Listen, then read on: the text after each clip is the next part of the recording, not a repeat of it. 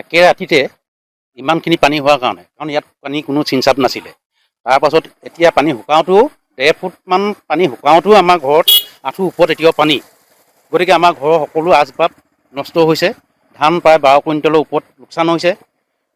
তেনেধৰণে আমাৰ যিবিলাক ঘৰৰ বস্তু চব এতিয়াও উপঙি নাচি বাগি থকা ধৰণে আছে। আৰু আমি এতিয়া সেই একে ৰাতিতে কোনো বস্তু বৰ বিশেষ বস্তু আমি ইমান ছেভ কৰিব পৰা নহ'ল। মগৰাহাট এই যি আলিচিগা অঞ্চল আচলতে কিমানখন গাঁও আৰু লগতে কিমান ঘৰ ব্যক্তি ইতিমধ্যে পানীৰ তলত আচলতে ডুব গৈ আছে বুলি ক'ব? আমাৰ এই আলিচিগা অঞ্চলটো মগৰাহাটৰ প্ৰায় বহুত জেগাতকৈও আটাইতকৈ দ অঞ্চলটো হ'ল আলিচিগা অঞ্চলটো। গতিকে এই আলিচিগাতে আমাৰ এই নিৰ্মীয়মান অৱস্থাত আপোনালোকে ফটোত দেখাইছে হয়তো, এই চাওচেং ৰেণ আমাৰ আহোমৰ যি প্ৰাৰ্থনা গৃহ, আৰু যি কাঠ বাঁহ তক্তা চক্তা বহুতখিনি প্ৰায় সেইখিনি সম্পূৰ্ণভাৱে উঠি গ'ল। ভিতৰত চিমেণ্ট আছে সেইখিনিও লোকচান হ'ল। তাৰপিছত আমাৰ ঘৰৰ কথা এষাৰ মই এইখিনিতে ক'ব বিচাৰিছোঁ। মোৰ মা প্ৰায় 92 years বয়সৰ। গতিকে সেই একে ৰাতিতে আহোঁতে আমি প্ৰথমতে ইটা দাঙি বিচনাখন যেনে তেনে ওপৰলৈ উঠালোঁ। তাৰপাছত একেবাৰে উপায়ন্ত হৈ মানুহ কেইবাজনো 5, 6জন 7জন গোট খাই পিনি দাংকোলা কৰি যেনে তেনে উলিয়াই আনিছোঁ। আচলতে 7 দিন ধৰি আচলতে আপোনালোকে বানৰ কবলত যিহেতুকে আছে বুলি ইতিমধ্যে আপোনালোকে কৈছে, আচলতে আপোনালোকক যি অন্ন বা বিশুদ্ধ খোৱা পানীৰ ব্যৱস্থা কেনেধৰণে আপোনালোকৰ এই মুহূৰ্তত পৰ্যাপ্ত পৰিমাণৰ ব্যৱস্থা আপোনালোকে পাইছে নাই পোৱা? নিশ্চিতভাৱে আমি পাইছোঁ।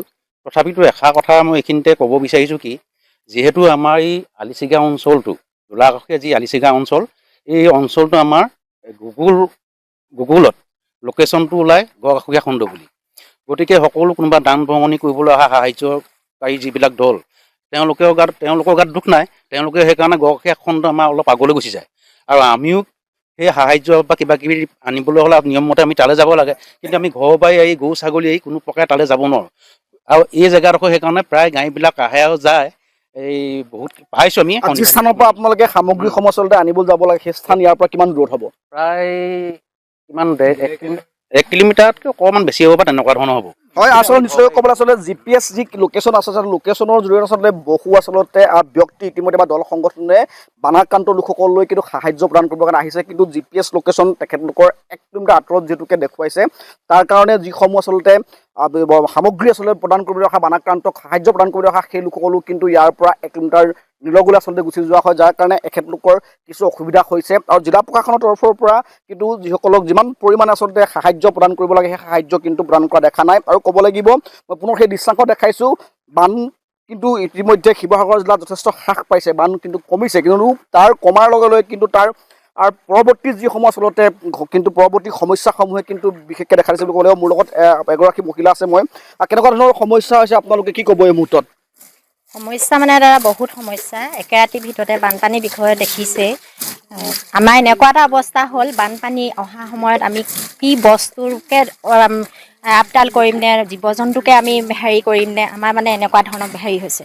সেইটো কাৰণে আমি প্ৰথমতে ধৰক নিজৰ ছোৱালীজনীৰ সৈতে নিজৰ পৰিয়ালটো ৰাস্তালৈ ওলাই আহিলোঁ।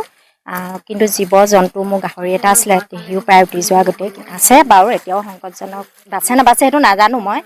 তেনেকৈ ধৰক হাঁহ কুকুৰা অলপ উটি গ'ল। বাকী ধান চাউল, তেনেকৈ চাউল আছিলে ভিতৰত। ইমান ঘপককৈ অহা পানীটো আমিতো বস্তুবিলাক অঁতৰাবলৈ আমাক এটা সময় লাগিব। বস্তুতকৈ আমি বস্তু ডাঙৰ নহয় মানুহতকৈ। গতিকে আমি মানুহবিলাক ওলাই দিলোঁ। বহুত অনিষ্ট হ'ল। আকৌ সেই ঘৰখন এতিয়া আমি পাতি খাবলৈ বহুত আমাৰ আৰ্থিকভাৱে আমি দুৰ্বল। জিলা প্ৰশাসনৰ তৰফৰ পৰা আপোনালোকক এই মুহূৰ্তত যোগাযোগ কৰিছে নাই, সাহায্য প্ৰদান কৰিছে নাই কৰা? জিলা প্ৰশাসনৰ পৰা আমি চৰকাৰী হিচাপে সাহায্য গামবুঢ়াই দিছে আমাক সাহায্য, তাৰ ত্ৰিপাল এখন ধৰক চাউল দালি। ইভাগে বিভিন্ন দল সংগঠনে কিন্তু আমাক দিছে, ৰিলিফ নিদিয়া নহয়। আৰু পৰ্যাপ্ত হৈছে নে আপোনালোকে 7টা দিন চলিবৰ কাৰণে এইসমূহ যি সাহায্য পৰ্যাপ্ত হৈছে নাই হোৱা? পৰ্যাপ্ত আমি হোৱা নাই। ধৰক আজি আমি এসাঁজ খাইছোঁ, 2 সাঁজ খোৱা নাই।